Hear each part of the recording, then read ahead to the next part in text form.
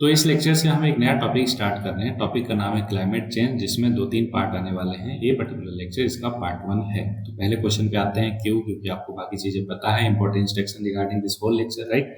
सो पहला क्वेश्चन आपके सामने बोला, which of the following is not a green house gas? कौन सा ग्रीन हाउस गैस नहीं है चारों में से? देखो, CFC बिल्कुल है, कार्बन डाइऑक्साइड बहुत बड़ा है, आर्गन नहीं है, मेथेन भी है। तो आर्गन जो है एक ऐसा गैस है जो एक ग्रीन हाउस गैस नहीं है। ऐसा क्यों? क्योंकि आपको पता है एक इनर्ट गैस है ना। और ग्रीन हाउस गैसेस क्या कौन होती हैं? जो एब्जॉर्ब करती हैं और इमिट करती हैं infrared radiation, thereby trapping heat in the earth atmosphere. Carbon dioxide, methane और CFC सारे के सारे ग्रीन हाउस गैसेस हैं, क्योंकि ऐसा करती हैं। वहीं पे आर्गन की बात करें तो एक इनर्ट गैस है जो एग्जिबिट नहीं करता ऐसी प्रॉपर्टी को और does not significantly contribute to green house effect या फिर ग्लोबल वार्मिंग में। नेक्स्ट क्वेश्चन आपके सामने, net zero goal for 2050 which of the following is are correct? है ना, करेक्ट पूछ रहा है दो में से। पहला है, it means that a country will bring down its emission to zero by 2050। बिल्कुल गलत, क्यों? क्योंकि पॉसिबल ही नहीं है ना।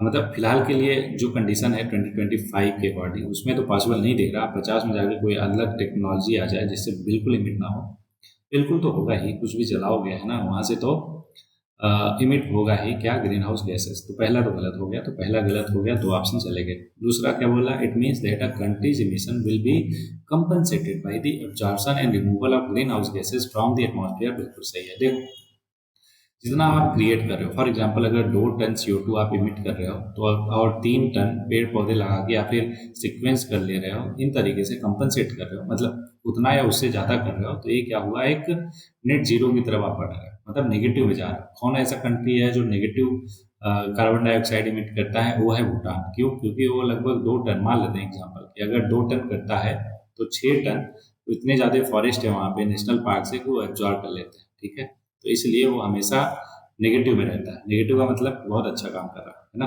तो इसलिए इसका करेक्ट जवाब हो जाएगा ओनली 2। ठीक है, जेनरिक चीजें आपको पता ही है, इसलिए नेक्स्ट क्वेश्चन पे पढ़ेंगे। Which of the following are the impacts of global warming? Global warming का इम्पैक्ट क्या है? राइज हो रहा है सी लेवल में, बिल्कुल। क्यों? क्योंकि ग्लेशियर पिघल रहे हैं, मेल्टिंग ऑफ ग्लेशियर, ये भी करेक्ट। स्प्रेड ऑफ डिजीज, बिल्कुल। क्यों? क्योंकि ग्लोबल वार्मिंग की वजह से टेम्परेचर जो है एक्सट्रीम लेवल पे पहुंच रहा, तो बहुत सारी बीमारियां जो है फैल रही उसकी वजह से। ब्लीचिंग ऑफ कोरल रीफ, ये भी है, हमने डिटेल में देखा था किसी लेक्चर में, क्या कि कोरल पॉलिप्स और जूट एंथेले सिम्बायोटिक रिलेशन में होती है, but due to global warming जो सी वाटर है उसका टेम्परेचर बढ़ रहा, तो कोरल पॉलिप्स अपने आप को बचाने के लिए क्या कर रहा?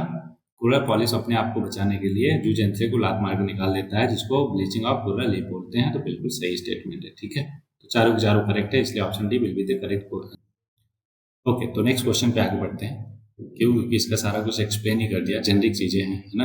तो नेक्स्ट क्वेश्चन ये रहा आपके सामने, बोल रहा, without green house gases the average temperature of the earth surface would be. तो अर्थ सरफेस का एवरेज टेम्परेचर कितना हो जाता अगर ग्रीन हाउस नहीं होता? तो ग्रीन हाउस इफेक्ट नहीं होता तो करेक्ट जवाब है -18 डिग्री।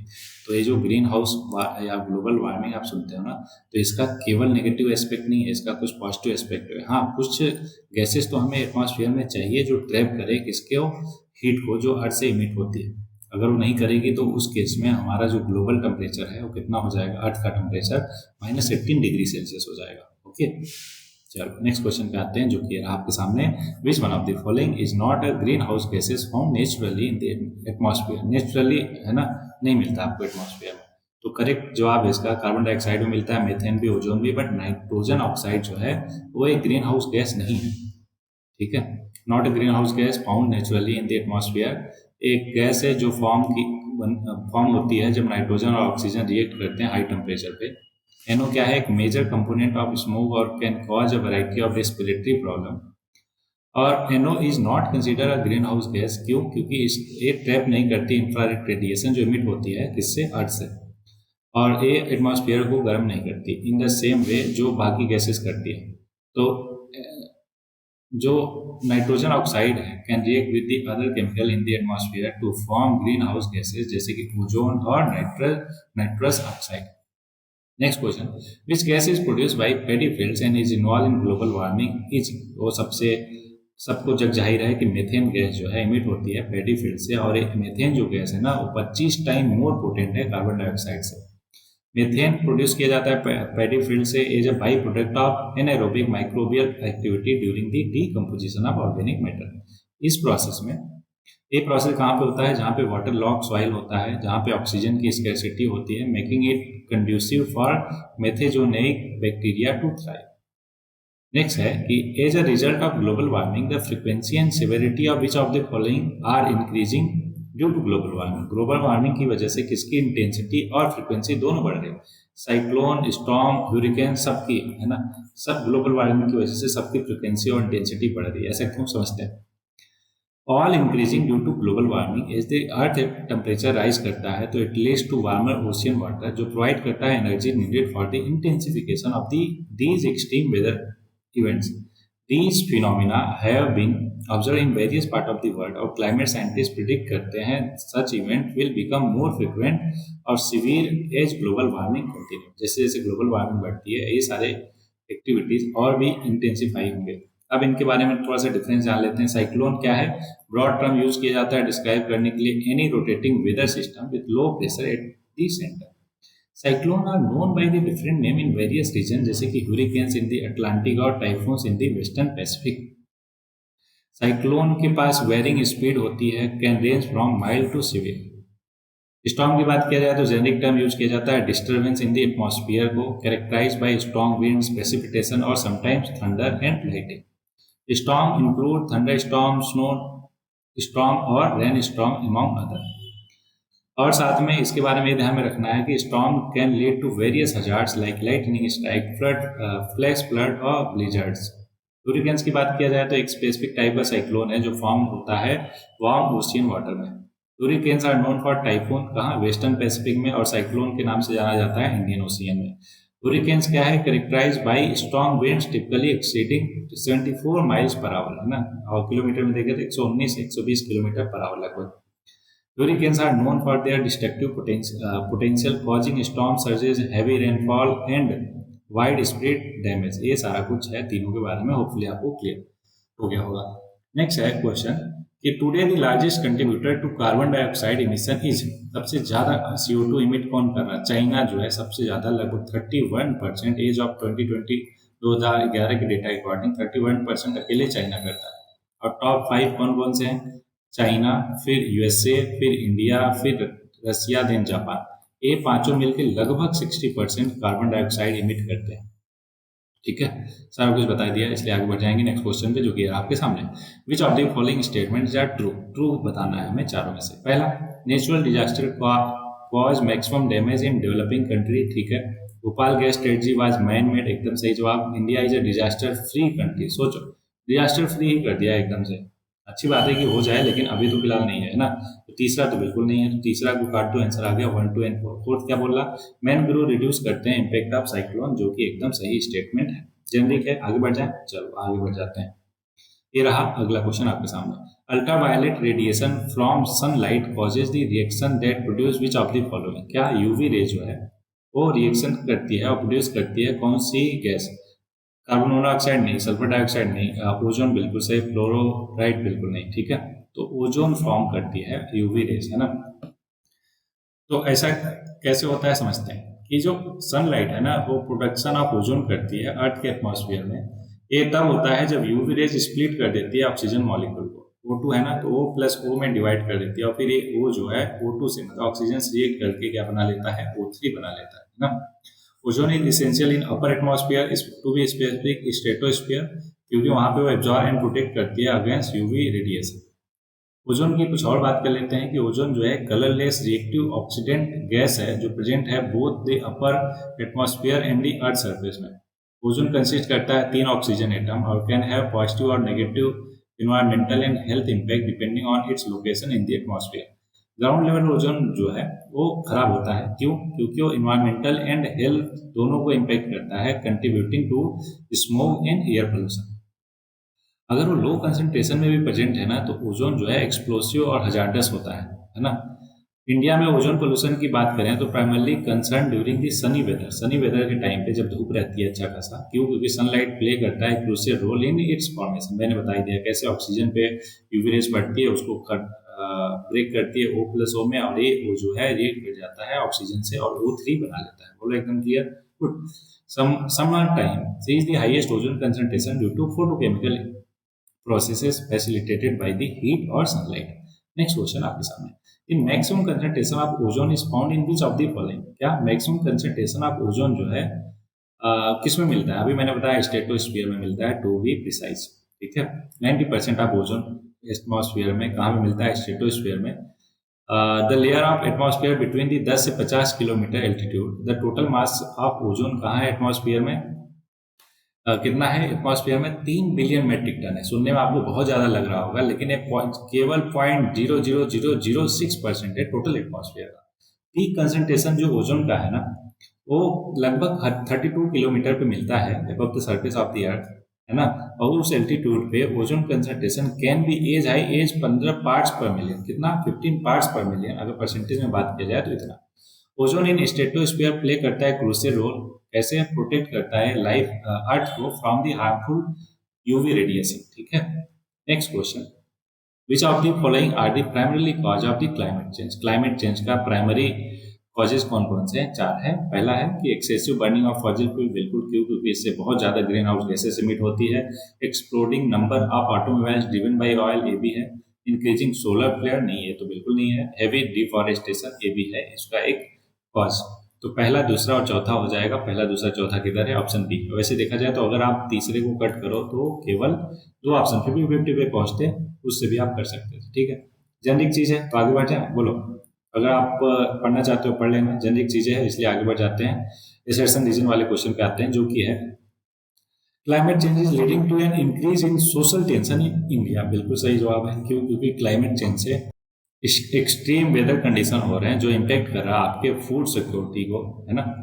रीजन क्या दे रहा? Frequency and intensity of extreme weather event will have serious repercussion on food security. बिल्कुल करेक्ट रीजन भी दे रहा, मतलब एसर्शन भी सही, रीजन भी सही और करेक्टली एक्सप्लेन कर रहा। That's why the answer will be A for this question, ठीक है।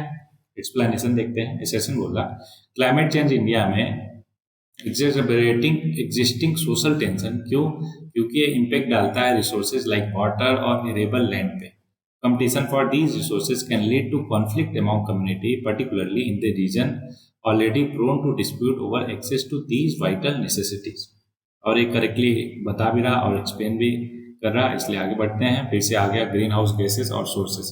कार्बन डाइऑक्साइड कहाँ से आता है? थर्मल पावर प्लांट से, एकदम सही। CFC जो है ऑटोमोबाइल, बिल्कुल नहीं। क्यों? क्योंकि ये कूलिंग सिस्टम जितने होते हैं, फॉर एग्जांपल रेफ्रिजरेटर, है ना, एयर कंडीशनिंग सिस्टम से आता है, ना कि ऑटोमोबाइल से। तो ये दूसरा गलत है। तीसरा, नाइट्रस ऑक्साइड वाटर लॉग पेडीज से, बिल्कुल, क्योंकि यहाँ सबसे ज्यादा क्या इमिट होता है? मीथेन, लेकिन उसके साथ साथ नाइट्रस ऑक्साइड भी इमिट होता है। सल्फर डाइऑक्साइड ब्रिक किल्न से होता है, एकदम सही जवाब है।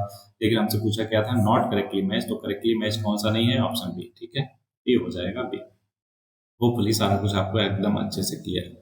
नेक्स्ट है कि स्ट्रेटोस्फीयर में ओजोन मिलता है, सबको पता है। Level of ozone is naturally regulated by, regulate किसके द्वारा किया जाता है? तो करेक्ट जवाब है नाइट्रोजन डाइऑक्साइड के द्वारा ही किया जाता है। कैसे? देखो, नाइट्रोजन डाइऑक्साइड का फॉर्मूला होता है NO2, है ना। अब NO2 क्या करता है? वहां पर ओजोन जब पड़ता है ना, तो इसको कन्वर्ट कर देता है NO+O में, और वो जो है, नहीं, एक मिनट रुक जाइए, यहाँ पे कोई कंफ्यूजन है नहीं। करेक्ट जवाब नाइट्रोजन डाइऑक्साइड है। लेकिन ये क्रूशियल रोल ऐसे प्ले करता है कि इन्वॉल्व है बोथ द डिस्ट्रक्शन और फॉर्मेशन ऑफ ओजोन मॉलिक्यूल। वो कैटलिस्ट की तरह काम करता है ओजोन ऑक्सीजन साइकिल में। हाँ, सही बता रहा था मैं। NO2 में जो एक्स्ट्रा O है वो रिएक्ट करता है ऑक्सीजन से और बनाता है O3, ठीक है। और NO2 जो है वो कैटलिस्ट की तरह काम करता है इस मामले में। Where ozone is continuously form होती है और डिस्ट्रॉय भी होती है, और ये नेचुरल साइकिल हेल्प करता है मेंटेन करने में delicate balance of ozone concentration stratosphere में, प्रोटेक्ट करते हुए हमारे ओजोन लेयर को। नेक्स्ट क्वेश्चन है कि which of the following is known as a carbon negative country. अभी मैंने किसी क्वेश्चन में तो ये समझाया था ना, कार्बन नेगेटिव कंट्री कौन है? भूटान। क्यों? क्योंकि वो जितना ज्यादा प्रोड्यूस नहीं करता ग्रीन हाउस गैसेज, उससे बहुत कहीं ज्यादा क्या कर लेता है? एब्जॉर्ब कर लेता है। उसका रीजन है, उसका 70% ऑफ कंट्रीज लैंड एरिया क्या है? वो फॉरेस्ट है। क्या है? वो फॉरेस्ट है। और लगभग 50% नेशनल पार्क डिक्लेयर किया हुआ है। ये क्या है? Bhutan forests act as a natural carbon sink, absorbing and storing more carbon dioxide than the nation produces. While Bhutan generate लगभग 2.2 मिलियन टन ऑफ CO2, लेकिन उसका वास्ट फॉरेस्ट जो है उसके पास कैपेसिटी है सिक्वेस्टर करने का nearly 3 times of that amount, ठीक है। वो फुली ध्यान रहेगा आपको। नेक्स्ट क्वेश्चन है, which of the following is not related to the astronomical theory of climate change. क्या astronomical theory of climate change से रिलेटेड नहीं है? चारों में से कौन सा? करेक्ट जवाब है कि सोलर इरेडियंस जो है वो astronomical theory of climate change से रिलेटेड नहीं है, बाकी तीनों के तीनों है। बहुत ही फैक्चुअल क्वेश्चन है, ध्यान में रखना है आपको। क्या रखना है कि astronomical theory of climate change link long term climate variation to earth orbital parameters, जैसे कि ऑर्बिट शेप है ना, एक्सियल टिल्ट और एक्सियल ओवल, इन सबका डिफरेंट डिफरेंट नाम है, जैसे सेंट्रिसिटी, ऑब्लिक्विटी और प्रिसीजंस, है ना। ये क्या करती है? Changes in these parameter influence करता है इंसुलेशन, सीजन और क्लाइमेट पैटर्न को ओवर मिलेनियम, शेपिंग अर्थ पेलो क्लाइमेट्स। वहीं पे सोलर इरेडियंस की बात करें तो वाइल क्रूशियल फॉर क्लाइमेट और climate change is not directly related to astronomical theory of climate change.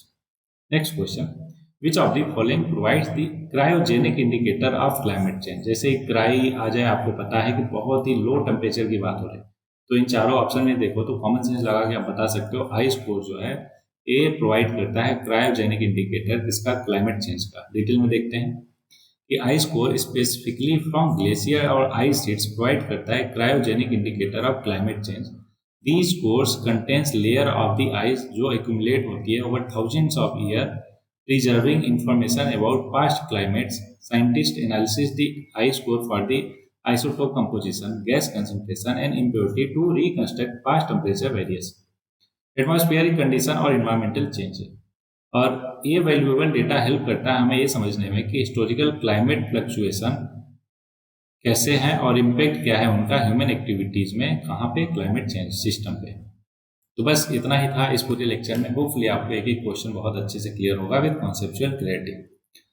तो आज के लिए कोट है कि whenever you see a successful person, जब भी आप किसी सफल इंसान को देखते हो तो आप केवल उनकी पब्लिक ग्लोरी को देखते हो कि अरे वाह कितना फेमस है ना, कितना लोग बात कर रहे हैं उसका, लेकिन आप कभी उसके प्राइवेट सेक्रीफाइसेस को नहीं देखते जो वहां तक पहुंचने में उसकी मदद की है ना।